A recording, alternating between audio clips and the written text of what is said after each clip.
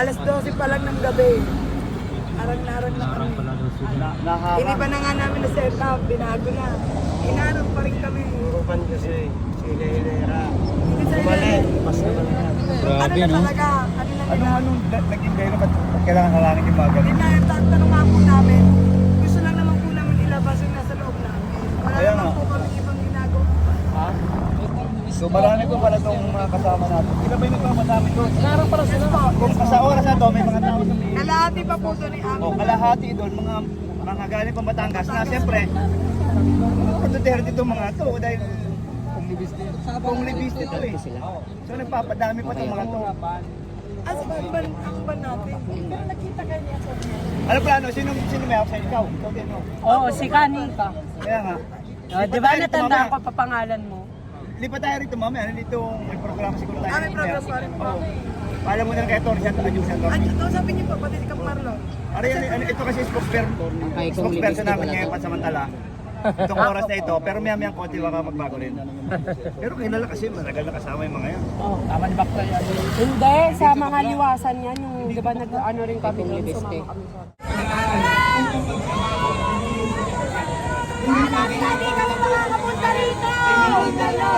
Mga kurakot, kulong na yan!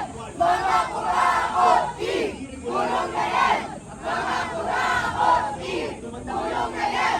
Mga kurakot, kulong na yan! Mga kurakot, kulong na yan! Mga kurakot, kulong na yan!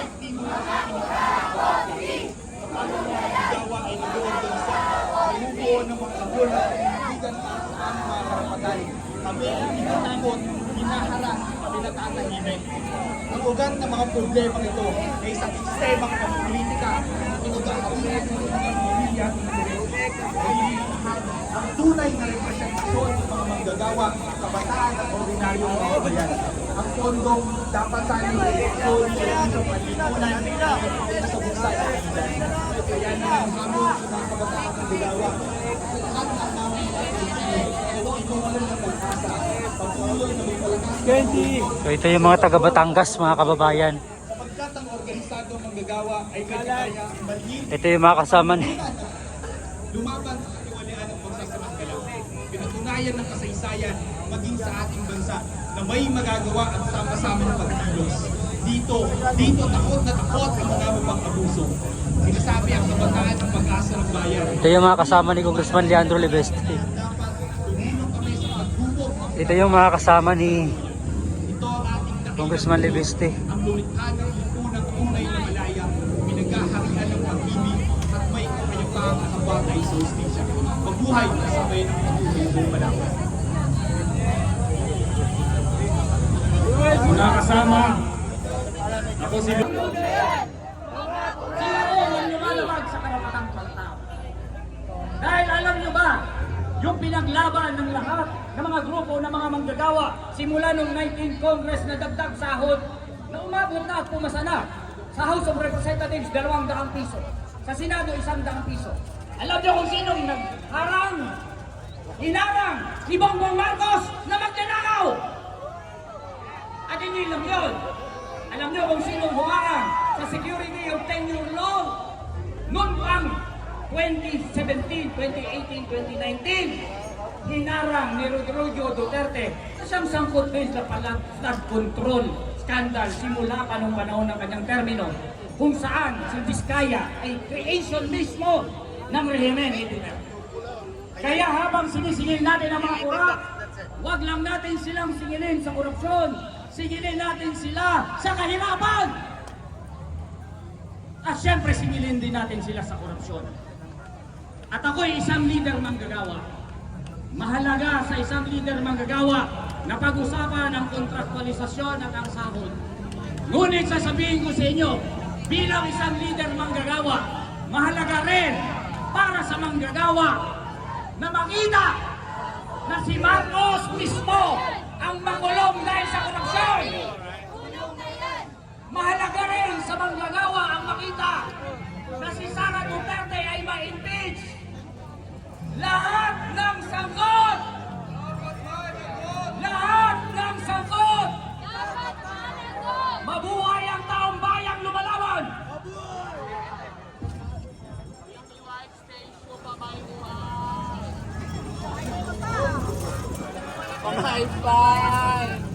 Isang mapagpalang araw at mapagpalayang hapon sa ating lahat, sa mga lingkod ng Diyos, sa mga kamanggagawa at mga kababayan. Sapat pa ba ang sahod ng mga manggagawa? Nagkakasya pa ba ang sahod sa mataas na bilihin at bayarin? Hindi na po sumasapat ang minimum na sahod at bumaba pa ito dahil bumaba ang purchasing power ng peso. Wala nang pumutong ang gera sa Middle East. Tumaas ang presyo ng langis. Tumaas ang presyo ng bilihin. Pati bayarin, Meralco at iba pa. Pero sinasabi ng mga nakaupo sa gobyerno, wala daw dahilan para itaas ang sahod. Tama ba yun? Hindi talaga. Lalo pat habang lumantad pa sa publiko ang hindi maipaliwanag at hindi pa naipapalik na mga mali-malitang pera mula sa kaban ng bayan. Kaya nakakagalit ang mga manggagawa na nagtatrabaho sa araw-araw, lumilikhayan ng yaman ng ating bansa, nag-aambag sa ekonomiya. Maliit na lamang ang take-home pay dahil sa mga buwis na kinakaltas sa mga mandated government taxes sa gaya ng SS at PhilHealth. Pero ang nakakalungkot, sa araw-araw na pagpapagod, ang gobyerno ay wala yatang pagpapahalaga sa paghihirap ng mga manggagawa dahil pinapanatili itong mababa ang sahod. Tama ba? Sabi nga sa isang homily, ang paggawa ay marangal at ang manggagawa ay karapat-dapat sa kanyang sahod para may magkaroon ng maayos na pamumuhay kasama niya ang kanyang pamilya.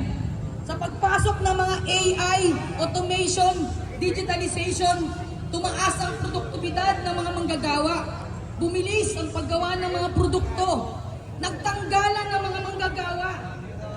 Dumami ang kanilang ginagawa at doon sa mga naiwan ay pinapasan yung paghawak ng mga makina. Lagpas sa 1 hanggang 4 na makina. Tama ba yun? Pero ang ginagawa pa ng mga kapitalista ay pinabarat ito sa mga CBA at pati ang wage board. Kaya makatarungan lamang ang hiling ng mga manggagawa na itaas ang sahod at nangangabat lang na bumagin na ang mga regional wage boards at ibalik na ang national minimum wage sa antas na nakabubuhay across the board nationwide.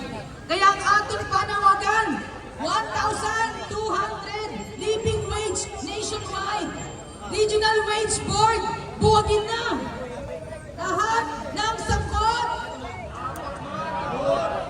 dapat managot. Lahat ng sangkot.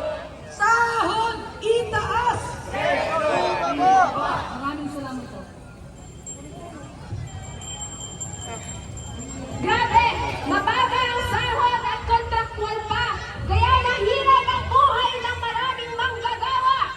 Ngayon ay tawagin naman natin si Bishop Eddie Mercado, Vice Chairman ng Philippine Council of Evangelical Churches Board, para ilahad ang perspektiba ng mga simbahan hinggil sa problema ng kahirapan. On the second day.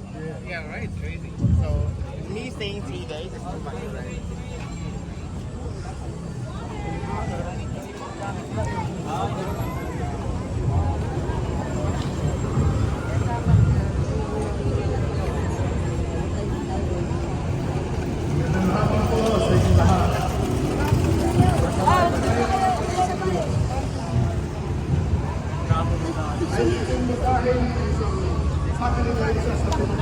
Nakakatakot ng verse, the Bible, sa Matthew 7.